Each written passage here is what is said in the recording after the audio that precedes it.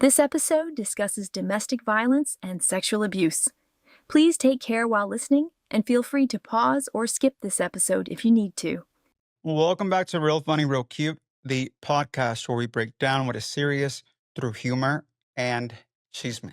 At the end of the last episode, I said that we were going to finish going over the document that we had been going over in the last few episodes. However, that is not the case. We are going to be changing things up just a little bit. So for those of you who have not checked out the other episodes, make sure to listen to them so that you're not confused and you know what's going on. Now, for everybody else, in light of recent discoveries, I decided that, okay, this needs to be the last Nate B212 episode, and we are just going to get through everything. Now, after I began promoting my podcast, I find out that Nate B is indeed already on to the next Latino.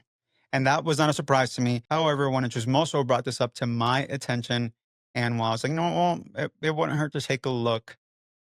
Well, uh, yeah, they were right. He was engaged, but engaged or married, I don't know. For his sake, I hope that it's just engaged.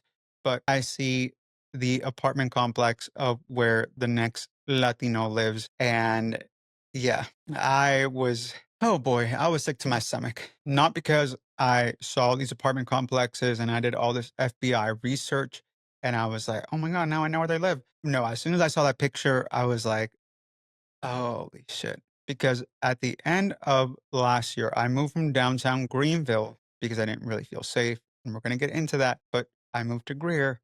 And oh God, when I saw those apartments, I was like, I know where that's at. And my request for order of protection was denied. So yeah, this is kind of why we're here. Let's just go ahead and get started because there's just so much to talk about. Like, one, for starters, I wanted to clarify because I feel like the way that it looks, like when I started to heavily promote my podcast, it almost seemed like, oh my God, ese celoso. He's just jealous that he didn't get a ring.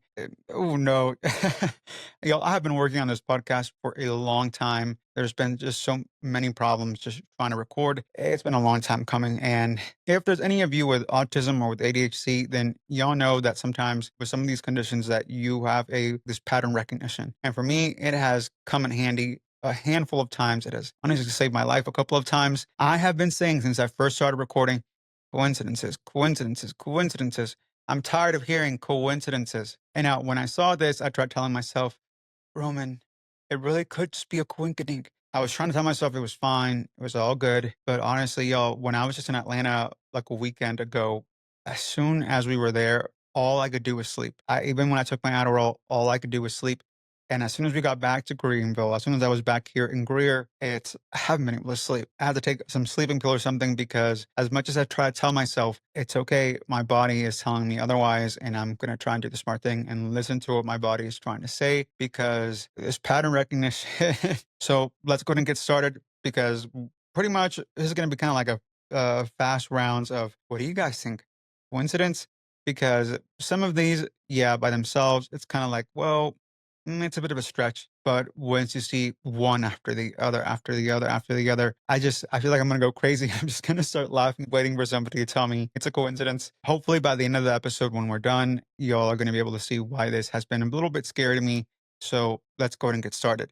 Now, I do even have my document and everything here, so I make sure I don't deviate and go off too much on a tangent.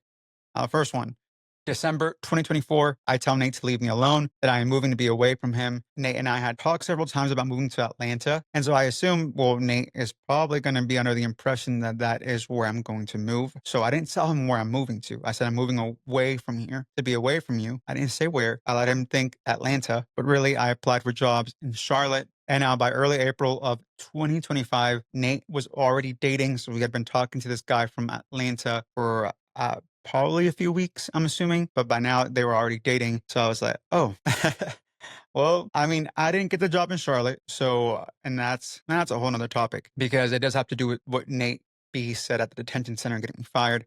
But the thing is, I don't get the job in Charlotte. But anyways, that's just number one, right? Now, some of these are just big red flags, at least to me. So please correct me if I'm wrong.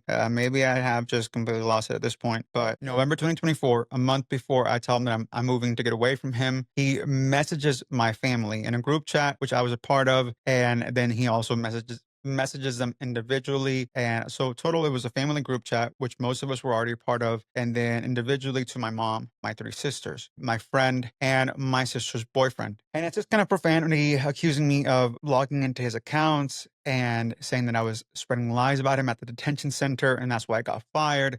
That I should be notified anytime soon about the restraining order that he's going to have against me. And so I reach out and say, "What is this?" Because I don't know what's going on. He says to leave me alone.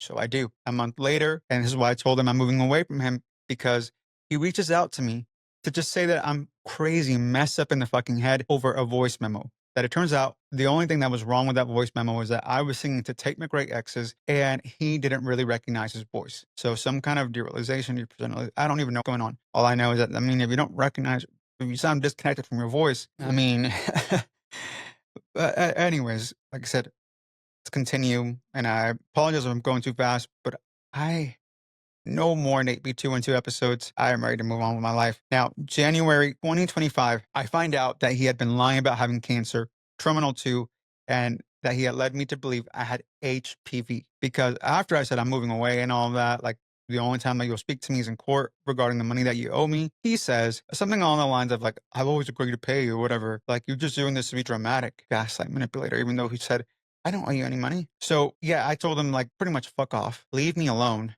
And I don't want to hear from you. And then he says, I found out I have oral pharyngeal cancer. Hopefully, like I'll have long enough to pay you back and the treatment. So, I mean, it's a little bit concerning because I mean, I either this dude, the next Latino is marrying a ghost or he's a fucking liar. But I'm pretty sure I already know which one it is because I do have the text from him saying that he can't even tell the truth. So I'm going to go with the latter. But now, January of 2025, I am able to fully confirm, okay, yes, he is lying about having cancer. And this dude let me on to believe that I have been exposed to HPV, oropharyngeal cancer. One of the largest causes of it is HPV. And this dude was not vaccinated. I'm pretty sure he's like an anti-vaxxer. His mom is. So he doesn't have any vaccines. The only vaccine he's ever received is the one that they gave him at the detention center. So, and I know that should have been my first red flag to say, okay, yeah, you got to cut him off. Cut him off now. No anti-vaxxers. Now, and I do have to explain. So I received one, but my mom has ADHD. So she never scheduled me for my other appointment to get my second shot for HPV. So I wasn't fully protected. So I was scared because for men, you don't know if you have HPV unless you go on to develop a cancer associated to HPV. So I was like, great, I'm not going to know if I have HPV unless I go on to have cancer. Great. So that's why I was very upset that he had lied to me about this. And now either February 1st or 2nd, around these dates, like I said, I just found out he had lied to me about having cancer. I didn't know if it was to try and get me to keep talking to him because I do have a phone call after he told me about that, where he's just like, well, I have to go to sleep, so I have to work or something like that. But if you want, we can call again another time. But that was kind of nice. Yeah. Hey, I'm about to go to sleep because I'm getting really tired. I can talk to you at another time though. Yeah. So I'm thinking it was to keep talking with me and to also hopefully avoid having to pay me back any of the money that he owes me. But still, I mean, lying about cancer, no. Anyone who does that to me, I just no. So around these dates, after I find out that he had been lying about cancer, I also find out that he had been pulled over near my parents, near where they live. So I was like, okay, yeah, something is wrong with you. I already have the civil lawsuit against you, and now it just kind of throws me off that you're getting pulled over near where my parents are. So I reach out to his mom and his brother just once each, not no family group chat. I'm not texting like his cousin, his stepbrothers, his dad. No, one each. His mom once, his brother once. I'm pretty much saying, get him a lawyer and get him some help. Now, here is the part that, he claims because of that, because I messaged his mom and his brother once. He claims that I was obsessed with him, even though he had messaged my three sisters, my mom, my sister's boyfriend, my friend, and individually, and then most of us in a group chat, and then specifically only messaged my sister, who was 17 at the time, saying that I was going to end up behind bars at his job. And as a result of me messaging his mom and his brother once, pretty much saying, get him some help. He's saying, you're obsessed. You need to get a life, like you low life. You're obsessed with me. I'm going to file a police report. Now, I'm going to take a smaller break here because to me, this is what I got to say because most of his followers are Black and Latinos. Just very briefly, it is not appreciation. It is not, oh, well, that's just his preference. When you are saying, I am white and I can do this, but you're not white, you can't do that. And that is something that I saw throughout our entire relationship. And I even brought up to him, I was like, why do you treat me this way when other dudes like your former roommate, Mario, who is white, dude, the shit that he did to you, you never called the cops on him once. Like you had no balls when it came to him. You let him stomp all over you. I was like, but with me, I was like, okay. Okay. So moving on, April-ish is when I find out that Nate was already on to the next Latino, an Afro-Latino from Atlanta. And this is, I think, around the time too, where he posts this picture at Unity Park, I believe, yeah, with this individual with the whole hashtag life is good. And as y'all might recall from one of the previous episodes, this is the park where he followed me around, apologizing for hitting me when he was taking me to my surprise birthday picnic. I don't know what happened between April and May, but what I do know is that by May, they were no longer dating. For me, the concerning thing is that April is the whole, oh, you brought my smile back.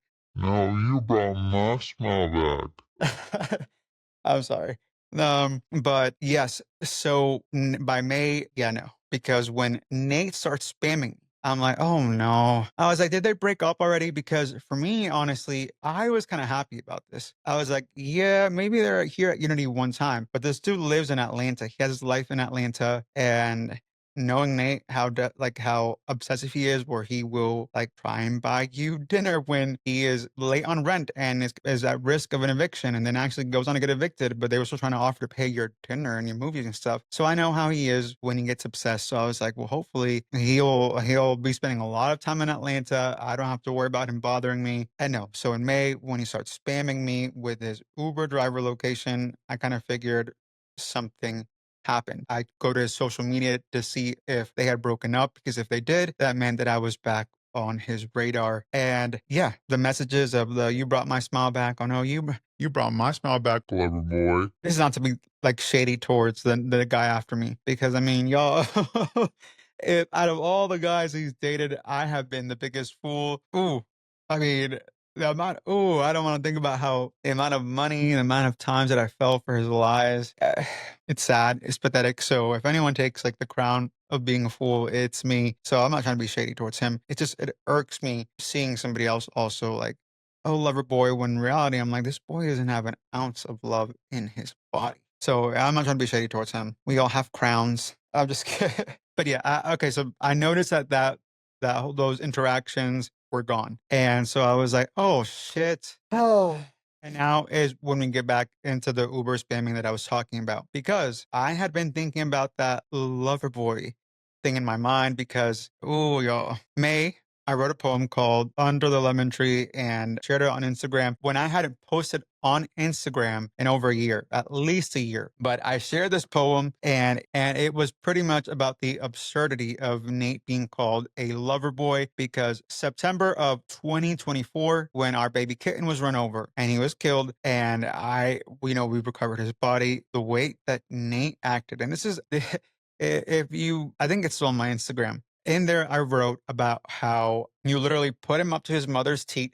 You held him. You helped me take care of all of them. And when he died and we recovered the body, he acted so detached, so cold. Like it was more of like a thing, like an inconvenience. There was no emotion, no empathy. He just covered him up with a wheelbarrow, and not even like, let's, so you don't have to see it, Roman, so that you're not in pain. I'm gonna do this very gently. No, I was in shock. I was so like, what? Did you just really do that? And by the time I look back to say, like, how could you just do that? He was already halfway gone back inside the house. So I was left alone to figure out what to do with him. And I ended up having to dig a hole. And if y'all are familiar with Greenville, South Carolina, y'all know that the kind of dirt we have over here is just like red rock. I was at it for a while in the sun with just my eyes swollen, and yeah, never asked anything, never cared. So I'm like, lover boy.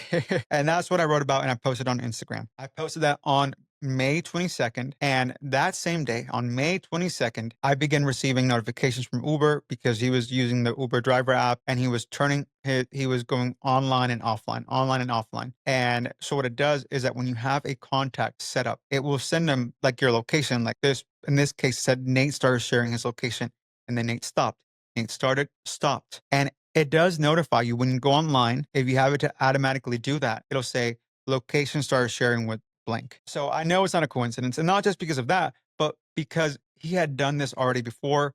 In August of 2024, he had done the same thing. Nate went online. Nate went offline, online, offline, online. And I was like, why are you acting so goofy? What do you want? And he even admitted I was going online and offline to get your attention because he was upset with me. So this was no accident, no mistake, no glitch. So moving on. So hopefully y'all starting to see, and we are just getting started. June of 2025, he does this again after I sign him off my Amazon Prime account. Now, I had been hearing all this talk about this show called Overcompensating. And I remember even thinking, oh my God, because there was a different show that Nate got me to watch right before things really blew up and we stopped talking completely. And that show was called English Teacher. And I remember thinking, I'm like, I don't even know if I want to watch this because just knowing that Nate B is probably watching this, I was like, yeah, I don't really know. But then I get onto my Prime Video account because people kept talking to me about it. So I was like, fine, I'm going to check it out. And I realized that apparently I had been on episode 5. I don't know how I'm on episode 5 because I haven't watched it. So then I start asking everybody, my sisters, my other exes, hey, have you been signed into my Amazon Prime account watching shows? And nobody that I had on my account who had ever had access had watched Overcompensating. So I was like, I have an idea. So I even changed like the profile names on there to fuck you, Nate, you cheapo. Because I'm like, how are you going to say that you don't owe me money? Get me fired when I ask you to pay me back. Then say, I've always been willing to make a payment plan with you. And I still haven't received a single fucking dollar. And I know that you're out there spending money on your hoochies, but you're not going to give me any of the money or my parents any of the money that we lent you, but you're over here still smooching off of us using my Amazon Prime Video account. And knowing him, I also kind of figured, I'm like, you probably have your hoochies up in your room too, watching shows on your projector with your aesthetic life. Oh no, I was pissed. So I didn't sign him off because I was hoping he would see that. Now in June, I was in Dallas and I was getting to the airport and I kind of remembered arriving to the airport in Greenville after I had found out that he had cheated on me. And it was just embarrassing that we had talked about it getting married in Mexico. We had talked about buying rings together over there. We had already talked about getting married. And then to know that this trip that was initially supposed to be this romantic gesture and that my sisters were going to be a part of it. And it was supposed to be like this great, awesome trip. And no, I was mad all over again. And then I was like, you know what? You probably would have no issue logging on every single time, seeing that on there and just probably smiling real big that you don't have to pay me anything and you get away with all the shit that you've done. So I decided to sign him off and I even screen recorded me signing off the devices. And before we even board the plane, I start receiving the spamming again. Nate started sharing his location. Nate stopped, started, stopped, started. Coincidences. Now I do text him saying, you need to stop. I don't know if you're trying to get my attention because again, you already said in the past you were doing it to get my attention. He says it's to pay me back. To this day, I have not received a single dollar back. And quick note, which I did want to kind of highlight, it's very hard to save money if you're doing Uber. If you only do it for like 2 hours and the whole time you were starting and stopping, how exactly are you going to make any money? No, that's some booty. I know it's not a coincidence, but yo. Now, then at one point I did open it up because I was like, let me make sure that it's not near my family. Because if this hoe is over there near where my parents live and that's where the map shows him, because it doesn't just tell you that they went online and they started doing Uber. Once you click on it, you see their live location, which it tells you at the top, sharing your live location with this person. If you were so scared of me, if he was so scared of me that he filed a police report against me, got me fired from a job because I was harassing him, he had to get a restraining order against me, like, no, like if I had gone on to do Uber and it said, try sharing your live location with Nate and my phone froze or something, I would take out my phone. I would start smashing that shit with a hammer. No, but it just always contradicts what he's saying. Nothing makes sense. But yes, so I open it up. I see the map. I see where he's driving. He's not near my family. I was like, okay, thank God, because if he was near my family, Uh, What I do see is that he is driving a white Prius. And I was like, that's funny because the last trip that me and him took to Atlanta, September of 2024, when I was allegedly harassing him which doesn't make sense. But anyways, the point is that on that last trip, we took my Prius. And I was like, oh, now you have a white Prius. Okay, that's cool. And again, this is one of those things where I'm like, yes, this one thing by itself, I mean, be realistic, Roman, that's kind of a stretch. Yeah, I know. That one thing by itself, again, once we're done, I want you to think about all of this as a whole, because all I can hear all the time, coincidences. October. Now, October, after dealing with the loss of my civil case against him, I could just sense something was odd about him, because I mean, I already suspected he was going to lie, and that's one of the reasons I was looking forward to the civil case, because I didn't actually think that even if it went in my favor, I didn't actually think I was going to be able to collect any money from him, because you can't take money out of someone's account. It's only assets that you can repossess in order to pay off debt. He doesn't have any assets. Even the Prius that he has, it's in his mom's name. So I knew I wasn't going to actually get any of my money back. Now, what I did know is that he was going to lie under oath. But to the degree that he did, I was like, okay, either you have some kind of amnesia or some kind of mental illness or something, or you really got here and you said, I'm going to lie my ass off, because this stuff I was hearing for the first time. Like when I said that after I found out he cheated in May, that from that point on, none of the expenses that I was covering was me just trying to be nice. Because on that trip, I could have kicked him out of the hotel room. I'm canceling your flight too. So you figure out how you're going to get back.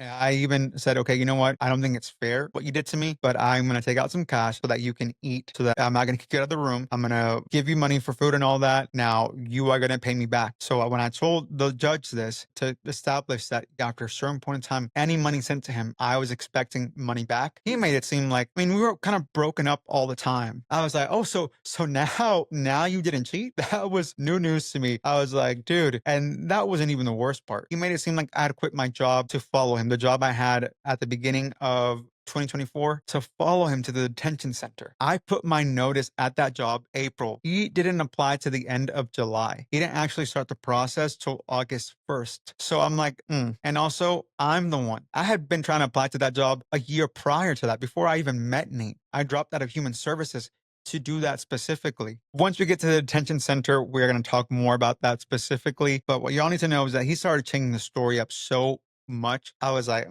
something is off about him. And I'm like, no, I need to get ahead of this, because next thing you know, he's going to start saying that I kidnapped him, and that pretty much the entire relationship, he was being forced against his will to be in some back shed tied up. I don't know where the hell this story is going to end up, because every time that I hear the story of us, it gets worse and crazier. I was like, I need to try and make a report against him. So October, I make a report after speaking with the investigating officer. So the investigating officer that was in charge, or that was assigned the first report that Nate made against me, I had gone in contact with him once, I think like in April, May. And then I reached out again in October at a phone call. And that's where I tell him about everything that he had been doing. And so then he kind of makes like a report where I'm actually listed as the victim and Nate as the suspect. And on the report, it is on there that he was signing into my Amazon account. And now I don't know if he was signing into my Google account. I did reset my password and sign out all the devices just to make sure, because on both of my Google and my Amazon, I had either looked up Roman gladiator sandals,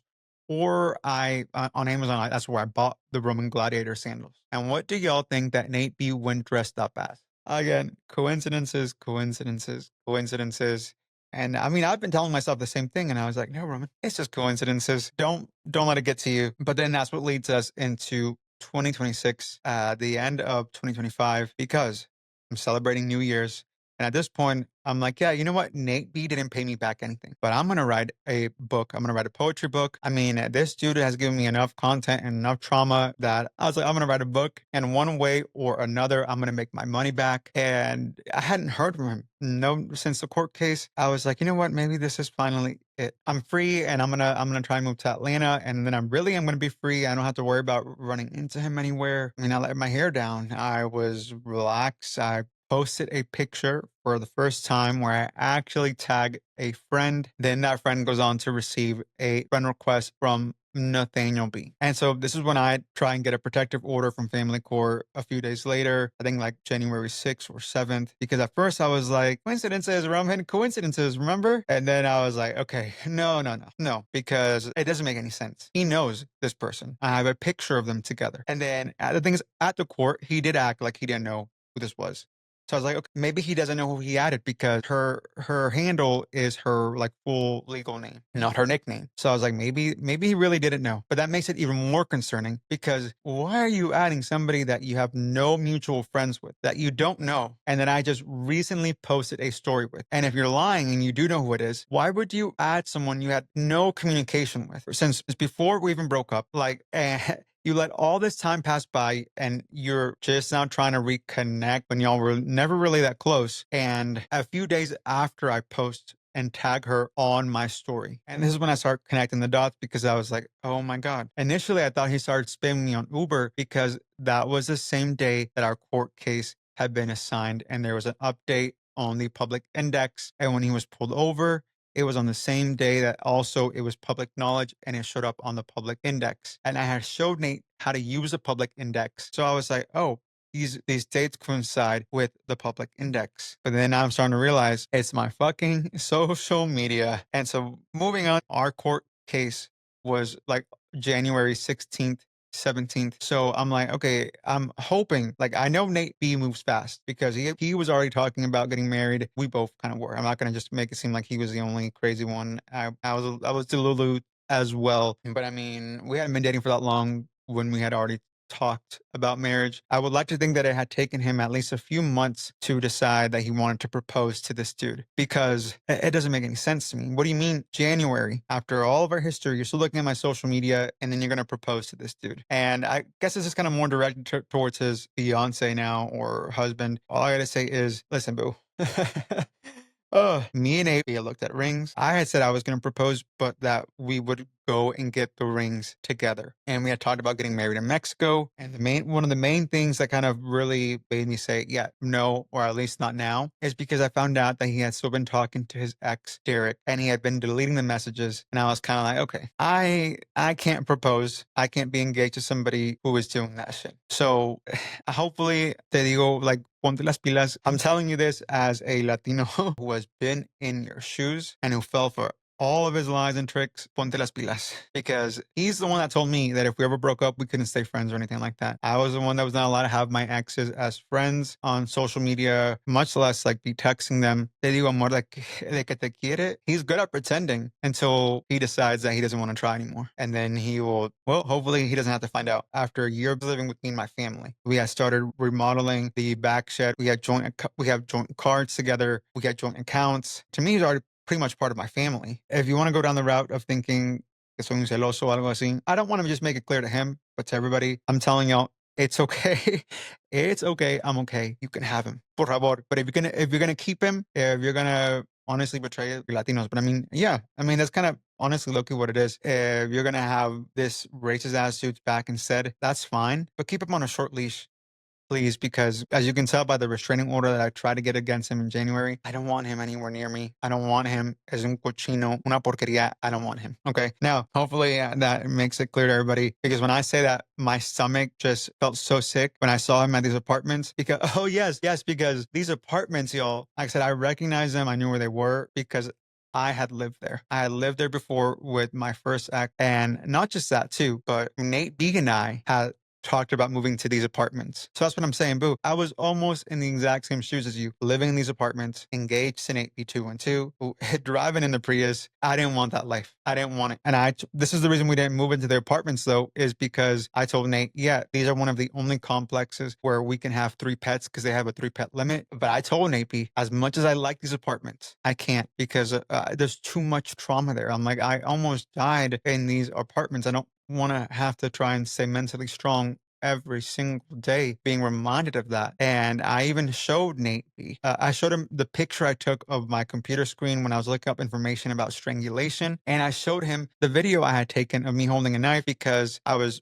trying to defend myself because my first partner had told me that he was going to finish the job. 2 days after I took that picture of the strangulation poster, Nate B knew all of this. Oh, Nate B knows everything I've been through. He knows about the child sexual abuse, about the SRO who called me a liar, about how he didn't believe me. ex who I lived with in the same apartment where his new fiance lives had almost strangled me to death and told me that if I tried to go into the police, he was going to flip it around on me. Nate B knew all of this. He's known all of this. He's no lover boy. He has zero empathy. And the proposal to me just makes me sick, and it's because of 3 words, y'all. Stalker by proxy. For the second part of the Nate B212 finale, make sure to follow Real Funny, Real Cute.